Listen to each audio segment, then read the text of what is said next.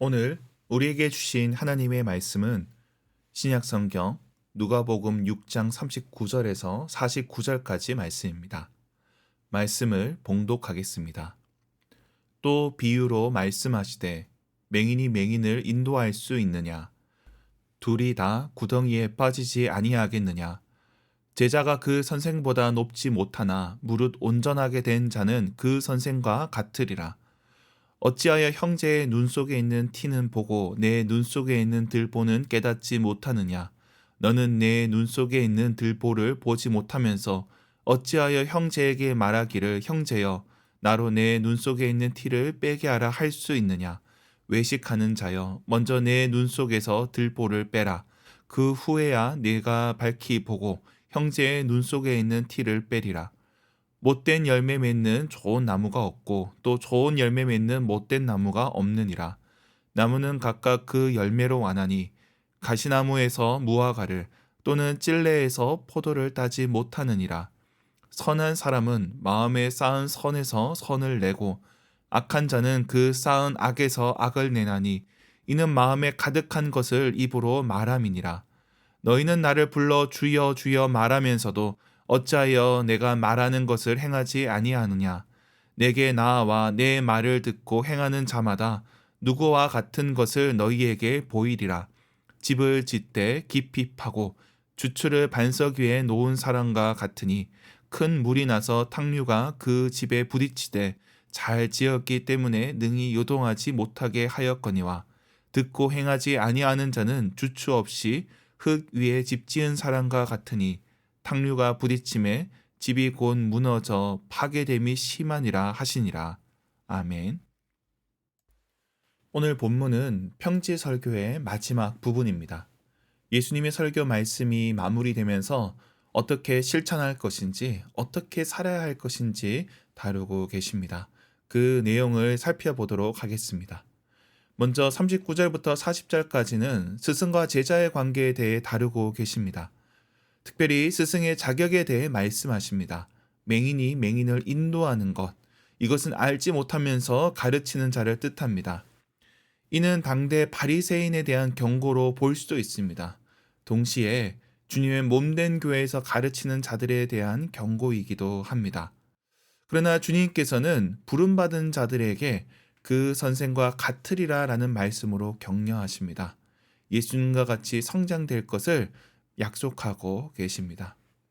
이러한 제자의 삶 가운데 때로는 제자들 사이에 시기와 질투가 생기기도 합니다. 다툼과 분열이 일어나기도 합니다. 그에 대한 문제가 41절에서 42절까지 나옵니다. 말씀을 배우고 익히는 과정에서 서로의 잘못을 지적하고 정죄하기보다 먼저 자신을 돌아보아야 한다는 뜻입니다. 때로는 지식이 칼이 되어 서로를 정죄하고 비난할 수 있습니다. 그러나 제자는 그래서는 안 된다는 것입니다. 그리고 43절에서 45절까지는 열매 맺는 신앙에 대해 말씀하십니다. 신앙의 성장은 결국 열매로 알 수 있습니다. 제자는 그의 말과 행동을 통해 평가받게 될 것입니다. 그가 어떤 사람인지는 결국 그의 열매로 알 수 있다는 겁니다.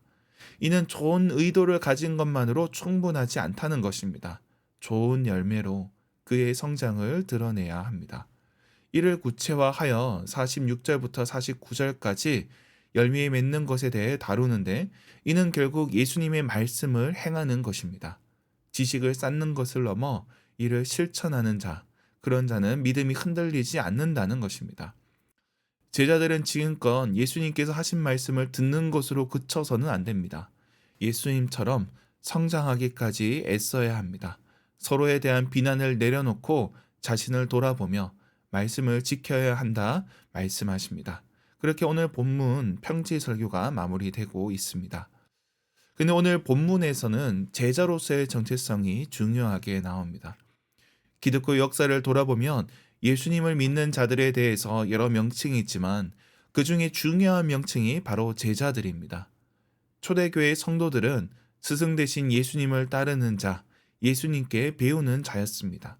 배우고 실천하는 자로 부르심을 받았던 것입니다. 그런데 오늘날 우리에게는 이러한 제자의 정체성이 희미합니다. 그저 교회를 출석하는 교인으로 호명되거나 예배에 참석하는 예배자로 불리지만 정작 제자로는 생각지 않습니다. 배우려고 하지도 않고 가르치려고도 하지 않습니다. 그러다 보니 신앙의 중요한 부분을 놓치는 것입니다.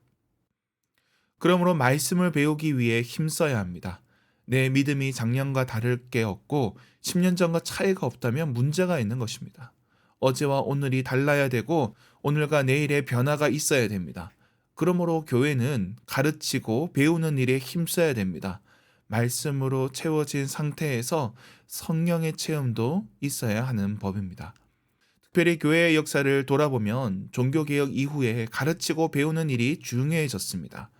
종교개혁은 사회 구조나 교회 제도의 문제도 있지만 결국 우리 각 성도가 말씀을 직접 읽고 순종하는 삶을 회복했다는 점에서 중요합니다.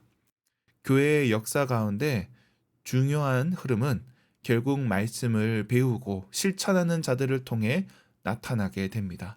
제자의 정체성이 그렇게 중요합니다. 그래서 루터도 돌아다니면서 목회자들을 교육하는 데 힘썼고 칼빈도 제네바 아카데미를 통해 목회자 교육에 애를 썼습니다. 청교도들도 그렇습니다. 미국에 건너간 후에 그들에게 시급했던 일은 그들을 가르칠 목사를 양성하는 일입니다. 메이플라워가 도착하고 16년 만에 하버드를 설립합니다. 목사 양성 기관을 세운 겁니다. 이는 신앙의 중요한 부분이 결국 배우고 익히는 것이기에 이를 미룰 수 없었던 것입니다.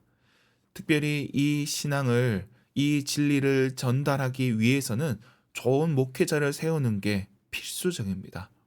이를 위해 교회는 힘써야 한다는 것입니다. 그런데 오늘날 한국 교회는 반지성주의가 자리 잡고 있습니다. 지성과 학문에 대해서 거부합니다. 체험만으로 충분하다고 주장합니다. 솔깃한 주장입니다. 그런데 제자로서의 헌신도 필요 없고 한번 뒤집어지면 된다. 이런 것은 매력적이지만 성경적인 가르침은 아닙니다. 마치 꾸준히 운동해야 건강해진다. 이런 소리는 인기가 없지만 어떤 건강기능식품 먹으면 건강해진다. 이런 소리와 같은 겁니다. 신앙의 성장은 제자의 삶을 살 때 가능합니다. 제자로서 배우고 실천하지 않고서는 바른 믿음을 지키기 어렵습니다. 교회가 이 지성에 대해서 잃어버리게 된다면 교회는 엉뚱한 길로 갈 수밖에 없습니다. 우리 교회도 3월부터 소그룹 성경 공부를 개설하게 됩니다. 그 외에 세미나도 하게 될 것이고 여러 배움의 자리가 있을 것입니다. 배우기에 힘쓰시기 바랍니다. 거기서 그치지 마시고 나중에는 다른 이들을 가르칠 수 있는 자가 되시기 바랍니다. 그렇게 말씀을 배우고 또 말씀을 전하고 우리 삶에서 그 말씀을 실천할 때 우리의 신앙은 반석 위에 세워질 것입니다. 그렇게 주님의 제자로 살아가는 저와 여러분이 되길 주님의 이름으로 축원합니다. 기도하겠습니다. 사랑과 은혜가 풍성하신 하나님 아버지, 저희를 제자로 불러주시니 감사합니다. 주님의 말씀을 듣고 실천하는 자, 그 말씀을 배우고 익히며 그 말씀을 가르치는 자로 살아가게 하여 주옵소서. 이 땅의 교회를 위해 기도합니다. 이 땅의 교회가 주님의 말씀을 온전히 드러내게 하여 주시옵소서. 온 성도들이 말씀을 배우고 익히는 데 힘쓰게 하여 주시옵소서. 특별히 교회를 섬기는 사역자들 가운데 이 종들을 세우는 신학교 가운데 은혜를 더하여 주옵시고 제대로 된 말씀의 사역자들을 배출하게 하여 주시옵소서. 멘토링 프로그램 위에서도 기도합니다. 서울대 캠퍼스 내에 다음 세대 목회자가 될 사람들을 위해서 기도하오니 저들이 잘 준비되게 하여 주셔서 다음 세대 한국교회를 새롭게 할 수 있는 그런 영적인 지도자들이 되게 하여 주시옵소서.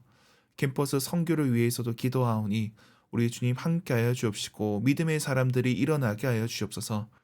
이제 신입생들이 캠퍼스에 들어오게 됩니다. 저들이 우리 가운데 연결되게 하여 주옵시고 저들이 이곳에서 믿음의 사람으로 성장하게 하여 주시옵소서. 상주 수련장과 그들 가운데 주님 함께하여 주시옵소서. 우리 가운데 연약한 지체들을 위해 기도합니다. 육신의 연약함으로 인하여서 고통받는 이들 가운데 함께하여 주시고 경제적인 문제로 도움이 필요한 자들에게 주님께서 은혜를 더하여 주시옵소서. 주님, 여러 가지 삶의 문제로 주님 앞에 나온 주님의 권속들이 있사오니 저들에게 응답하여 주옵소서. 우리 청년들 가운데 주님 함께하여 주옵소서. 저들의 취업과 진로, 연애와 결혼, 저들 앞에 놓인 모든 문제들을 넘어설 수 있는 믿음을 허락하여 주시옵소서. 오늘 하루도 우리의 손이 닿는 곳마다 주님 윤택케 하여 주옵시고 우리의 일터를 복되게 하여 주옵소서. 감사드리며 예수님의 이름으로 기도드립니다. 아멘.